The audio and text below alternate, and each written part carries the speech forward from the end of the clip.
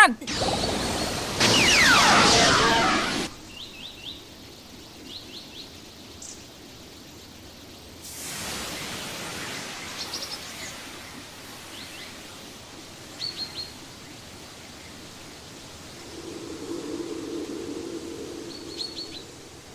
¡Maestro!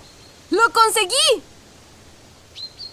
Veo que has mejorado muy rápido. ¡Incluso es mejor que el de mi viejo! ¿No lo cree? Sí, tu ninjutsu es muy diferente al de él. Él lo haría con sus propios medios.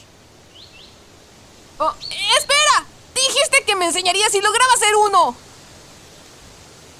Sí, creo que lo dije.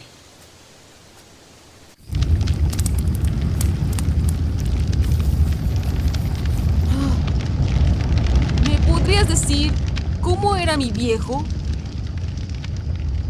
Cuando éramos niños me molestaba diciendo que se convertiría en Hokage y sería reconocido por todos. ¡Qué engreído! Y ahora está harto de todo eso. Espera, espera. Me gustaría saber cómo era mi padre de niño. Bueno...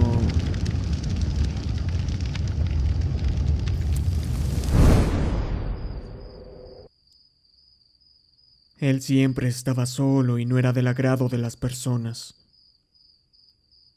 Por eso se puso como meta convertirse en Hokage y cambiar todo eso.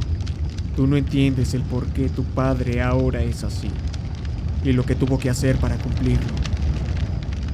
Pero qué tonterías.